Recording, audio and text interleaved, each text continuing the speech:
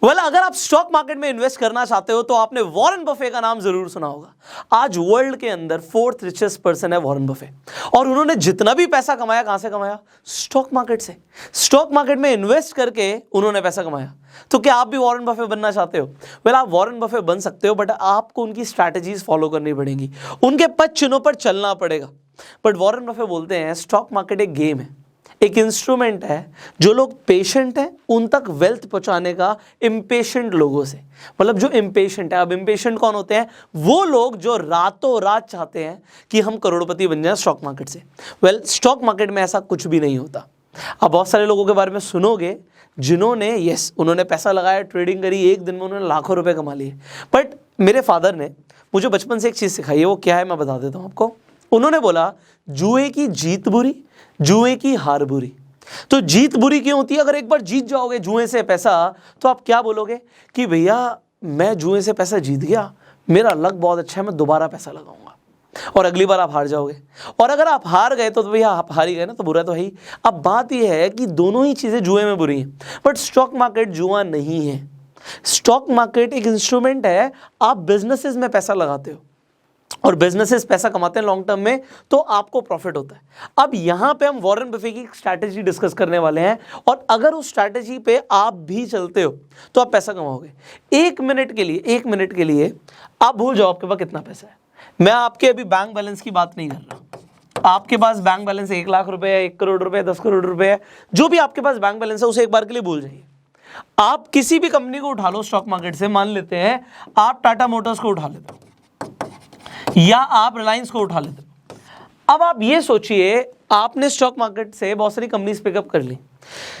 आज आप stock market में इन्वेस्ट करना चाहते हो, आप यही सोचते हो कि भैया मैं फलानी कंपनी में पैसा लगा दूंगा, मैं ABC कंपनी में पैसा लगा दूंगा, मैं XYZ कंपनी में पैसा लगा दूंगा। आप ये पैसा क्यों लगाना चाहते हो? क्योंकि आप चाहते हो भैया मैंने आज पैसा डाला और कल को वो पैसा मुझे बढ़कर मिल जाए। आज आप पैसा डाल रहे हो, कल को आपको बढ़कर मिल जाए, इसलिए आप पैसा डाल रहे हो। देखो यहाँ पे एक चीज़ है, अगर आप खरीदने से पहले बेचने का सोचते हो, यहाँ पे आपने खरीदा, बाय किया, बट बाय करने से पहले आपने सोचा कि मैं इसे बेच दूंगा, तो आप इन्वेस्टमेंट नहीं, आप ट्रेडिंग कर रहे हो। ऑलराइट, तो आप अगर खरीदने से पहले बेचने का सोच रहे हो तो आप ट्रेडिंग कर रहे हो। यहाँ पे आपको समझ आ गई बात।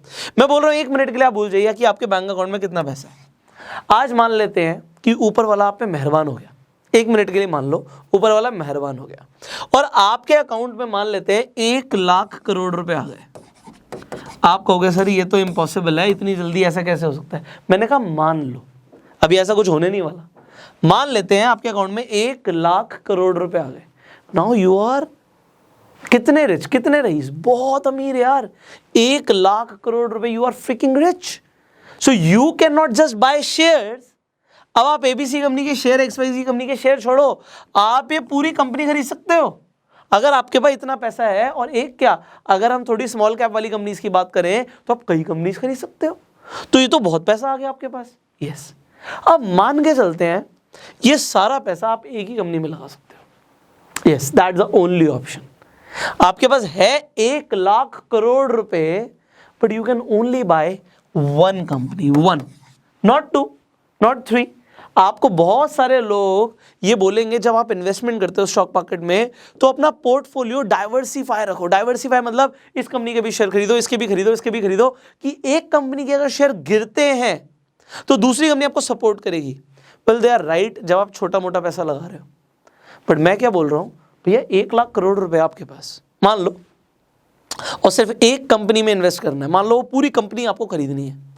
तो वॉरेन बफे क्या बोलते हैं, अब पहले उसे समझ लो, फिर मैं आपको बताऊंगा कि स्ट्रैटेजी क्या है। वॉरेन बफे बोलते हैं जब भी मैं कोई कंपनी के शेयर्स खरीदता हूँ, मैं तो ये सोचता ही नहीं कि मैं उस कंपनी के शेयर खरीद रहा हूँ। I do not think about this. I think मैं उस पूरी कंपनी को खरीद रहा हूँ। आज मैं अपना पूरा पैसा डाल रहा हूँ उस कंपनी को खरीदने के लिए। अगर मैंने अपना सारा पैसा डाल दिया तो अगर वो कंपनी ग्रो करी तो भैया मैं तो पैसा कमाऊंगा ही कमाऊंगा, बट अगर वो कंपनी ग्रो नहीं करी तो मेरा सारा पैसा डूब जाएगा। नाउ आप किस लेवल की एनालिसिस करोगे? अगर आपके पास इतना पैसा है 1 लाख करोड़ रुपए, तो आप क्या क्या देखोगे? आप सबसे पहले ये देखोगे, सबसे पहले एक कंपनी जिस भाव पे मिल रही है, क्या वो भाव सही भी है?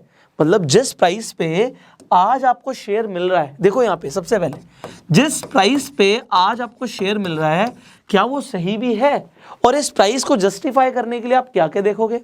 आप मार्केट कैप देखते हो कि कंपनी की मार्केट कैपिटलाइजेशन कितनी है, फिर आप अर्निंग पर शेयर देखते हो, अर्निंग पर शेयर कंपनी का क्या आ रहा है। इससे आपको क्या पता लग जाता है? आप पी रेशियो खुद नहीं देखते, आप एनालाइज कर देते हो खुद, आप पी रेशियो निकाल देते हो। पी रेशियो होता क्या है? बड़ा सिंपल, आप मार्केट कैप देख रहे हो यहाँ पे कंपनी की, ठीक है जी, तो नंबर ऑफ शेयर्स इनटू, देखो यहाँ पे क्या है, number of shares into share price, ये हो जाता है मार्केट कैप। अब मैं आपको एक फॉर्मूला सिखा रहा हूं, अब इसे इजी कर देते हैं। ABC कंपनी के 10 शेयर है और एक शेयर की कीमत 10 रुपए है, तो कंपनी का मार्केट कैप कितना हो गया? 100 रुपए हो गया, सिंपल। तो ये हो गया मार्केट कैप। अब हमारी एक शेयर पे अर्निंग कितनी आ रही है, ये निकालना बहुत जरूरी है। Then you have to find कि आपका प्रॉफिट अपॉन अर्निंग है क्या। अगर आप पूरी कंपनी को खरीद रहे हो तो आप बहुत कुछ देखोगे। यहां पे इसका मतलब ये होता है कि 1 रुपया कमाने के लिए आपने 20 रुपए लगाया आज, कि आपको लगता है कि कल को कंपनी बहुत ग्रो करेगी। इसका मतलब ये नहीं है कि 20 से नीचे वाले ही सारे शेयर्स अच्छे होते हैं, ऊपर वाले भी अच्छे हो सकते हैं। तो उसके ऊपर हमने ऑलरेडी फंडामेंटल एनालिसिस के ऊपर वीडियो बना रखी है, आई बटन पे लिंक है, जाके देख सकते हो। अब ये आप प्राइस देखोगे, आपने मार्केट कैप भी देख लिया, अर्निंग पर शेयर भी देख लिया, आपने पी रेशियो भी देख लिया, आप कंपनी की मैनेजमेंट भी देखोगे, भैया कंपनी को चला कौन रहा है। आप पूरा बिजनेस एनालिसिस भी करोगे कि भैया बिजनेस कैसा है, आप कंपनी की बैलेंस शीट भी देखोगे। तो आप इतनी सारी चीजें एनालाइज करोगे, तब जाके आप सोचोगे कि मैं पैसा लगाऊं। और फिर लास्ट में आप क्या करोगे?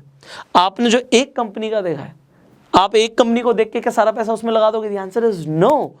आप इसके बाद सबसे बड़ी चीज कंपेयर करोगे कि फलानी कंपनी में ये सारे प्रोज हैं, ये सारे कॉन्स हैं, उस कंपनी में, और कितनी कंपनियों को कंपेयर करोगे अगर आपको सारा पैसा एक ही कंपनी में लगाना है। सो आप बहुत सारी कंपनियों को कंपेयर करोगे और उसके बाद डिसीजन लोगे कि आप अपना पैसा कहां डालोगे। सो वॉरेन बफे की स्ट्रैटेजी को समझो। अगर वो एक कंपनी का भी शेयर खरीद रहे हैं तो सोच रहे हैं कि मैं पूरी कंपनी को खरीद रहा हूं, ना कि सिर्फ एक शेयर को खरीद रहा हूं। गैम्बल नहीं कर रहा कि ये शेयर का प्राइस बढ़ जाएगा।